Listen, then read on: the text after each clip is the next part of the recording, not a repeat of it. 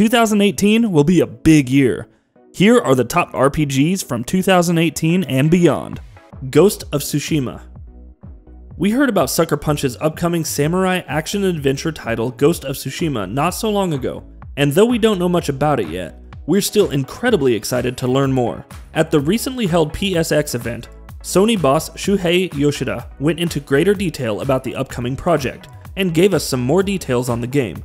Yoshida confirmed that Ghost of Tsushima is Sucker Punch's biggest game ever, which means that it's also significantly larger than their PS4 debut title, Infamous Second Son.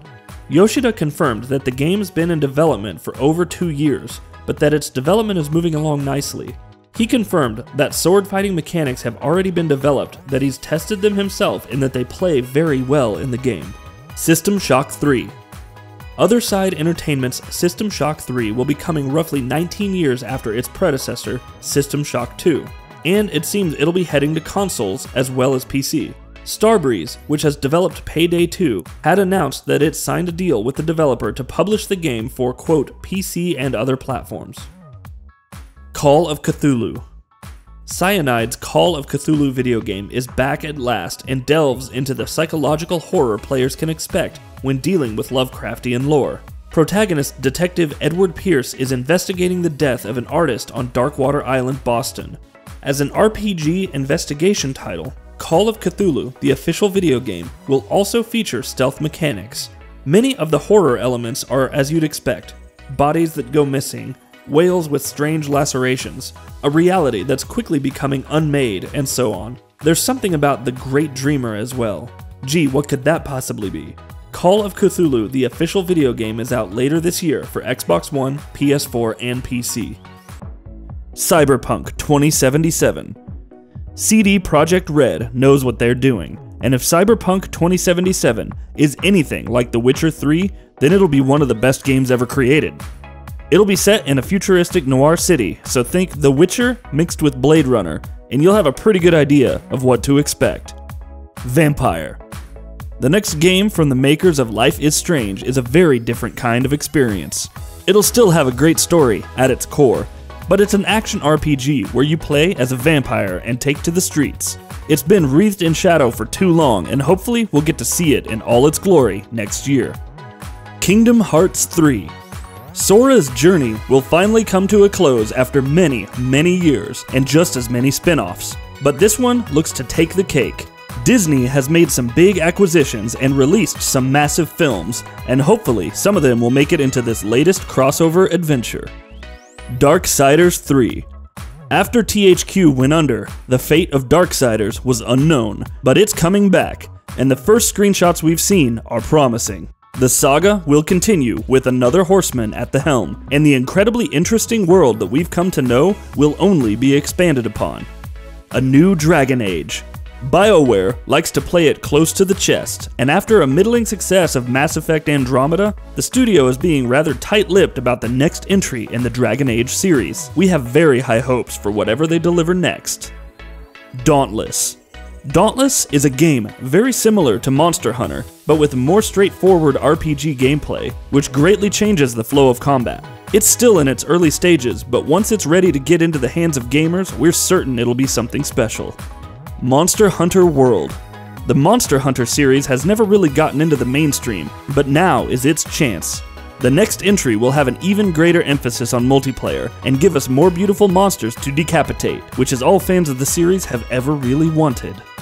Ni no Kuni 2, Revenant Kingdom. Ni no Kuni 2 is making the smart decision to distance itself from the first game by introducing a completely new cast. Thankfully, the Studio Ghibli visuals are still present, making the story of a young king struggling to gain control of the throne much more emotional. Code Vein.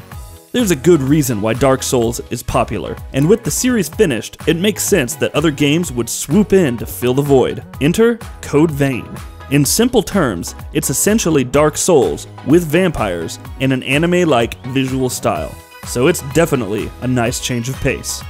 The Final Fantasy VII Remake. One of the most famous RPGs of all time is getting a new coat of paint, and some new innards to boot. Final Fantasy VII is making a comeback. The gameplay will be changed, but the brilliant story should still be intact. Seeing emotional moments like Aerith's death in beautiful HD will be even more heartbreaking. Project Phoenix. Indie games aren't very common in Japan, but Project Phoenix bucks that trend. A JRPG with a team of both veterans and newcomers. Its gameplay is a mix of traditional RPG elements and tactical moments. Indivisible. From the studio behind Skullgirls comes Indivisible. It's a hybrid RPG and action platformer. Traverse the 2D world using a variety of acrobatic moves and maneuvers, and then leap into turn-based tactical combat. The hand-drawn art style helps set it apart from other games, and it already seems to be set in an incredibly interesting fantasy realm. BIOMUTANT. Too many games cast the player as a muscle-bound hero, wielding an oversized weapon and jumping towards danger, weapon primed and muscles flexing. BIOMUTANT takes a different approach. You step into the bipedal boots of a small rodent who's undergone a lot of experimentation. You fight other abominations using a combination of guns and swords. Dragon Quest Builders 2. Returning to the era of Dragon Quest 1, the first Dragon Quest Builders was a fresh take on the Minecraft-like building game, but with a delightful fantasy twist. The second entry will deliver more of the same, but with all of the improvements players have been clamoring for. It's good, engaging fun, and what more could you ask for? Dragon Quest XI. Square is bringing back one of the most classic RPG games of all time for an 11th entry, and it looks like a true return to form. Colorful graphics, plenty of slimes to cut down, and a new, heroic story to embark on. It'll be a JRPG in its truest sense, with turn-based conflicts, goofy side quests, and multiple companions to befriend. Pokemon Switch. This is the big one. Pokemon made a leap forward with Sun and Moon, and jumping to an HD platform will literally switch things up. Get it? Huh? Hopefully, the extra power will let the 8th generation be a true spectacle, or maybe it'll be the game that unifies all of the regions, the one everyone has always dreamt of. GREEDFALL.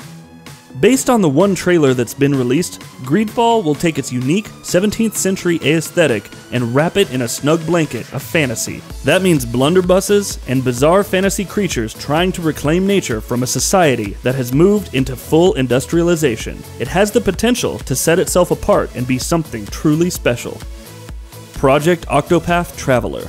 Square Enix has done a good job of reviving the spirit of the classic JRPG, and Project Octopath Traveler is set to continue this streak. It's kind of a graphical conundrum though, stuck somewhere in the era of 8-bit graphics, but with a healthy dose of 3D visuals thrown in to add some extra pizzazz to the proceedings.